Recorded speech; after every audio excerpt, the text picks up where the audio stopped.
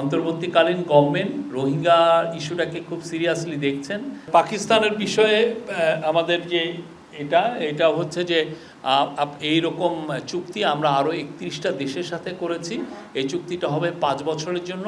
এর ফলে যারা আমাদের গভর্নমেন্টের যারা ডিপ্লোম্যাটিক পাসপোর্ট হোল্ড করছেন বা যারা অফিসিয়াল পাসপোর্ট হোল্ড করছেন তারা এখন বিনা ভিসায় পাকিস্তান সফর করতে পারবেন এবং একইভাবে পাকিস্তানের যারা অফিসিয়াল পাসপোর্ট হোল্ড করছেন বা যারা পাকিস্তানের কূটনীতিক ভিসা পাসপোর্ট হোল্ড করছেন তারাও বাংলাদেশে সফর করতে পারবেন উইদাউট এনি ভিসা। এটা আমাদের একটা স্ট্যান্ডার্ড প্র্যাকটিস, আমরা অনেকগুলো 31টা দেশের সাথে করেছি। হ্যাঁ, এই চুক্তিটা হচ্ছে 5 বছরের জন্য। আরেকটা আপনি জানেন যে আগামী 24, 25, 26 তারিখে রোহিঙ্গা একটা কনফারেন্স হচ্ছে কক্সবাজারে। এই অন্তর্বর্তীকালীন গভর্নমেন্ট রোহিঙ্গা ইস্যুটাকে খুব সিরিয়াসলি দেখছেন। আপনি জানেন এই বিষয়ে আমরা অনেকের সাথে আমরা কাজ করছি, অনেক দেশের সাথে খুব নিবিড়ভাবে আমরা এই বিষয় নিয়ে আলাপ আলোচনা করছি।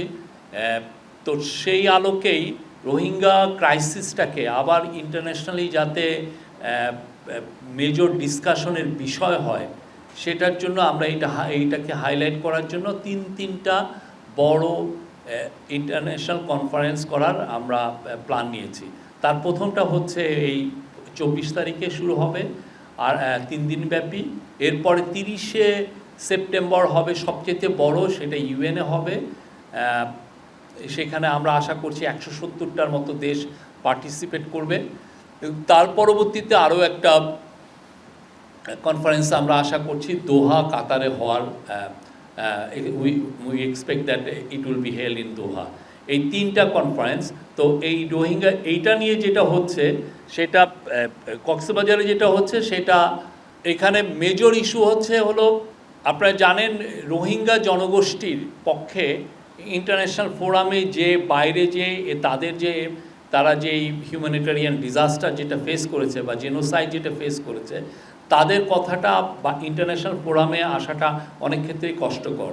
সেই জন্য তারা যাতে কক্সবাজারে এই ইন্টারন্যাশনালি এই যে যারা আমরা আশা করছি যে 40টার মতো দেশের প্রতিনিধিবৃন্দ এখানে থাকবেন, অনেক ইন্টারন্যাশনাল অর্গানাইজেশন এবং অনেক ইউএন অর্গানাইজেশন এইখানে থাকবেন। তাদের সাথে এই যারা বিদেশি আসবেন তাদের সাথে রোহিঙ্গার জনগোষ্ঠী ইন্টার্যাক্ট করতে পারবেন, তাদের কথাগুলো বলতে পারবেন, তারা তাদের যে ভয়েসগুলো তারা রেইজ করবেন। এটা কক্সবাজারে এই ঘটনা এটা হবে এবং এটা 24 তারিখে তাদের সাথে ইন্টারাকশনের একটা ডেট আছে। 25 তারিখে আমাদের চিফ অ্যাডভাইজার মহোদয় ওখানে যাচ্ছেন এবং 26 তারিখে তারপর উনি এসে পড়ার পরেও কন্টিনিউ করবেন ডায়ালগ এবং এটা 26 তারিখে কনক্লুশন হবে। তো এখানে মেজর যেগুলো ডিসকাশন পয়েন্ট, প্রথমটা হচ্ছে যে special session with Rohingya representative.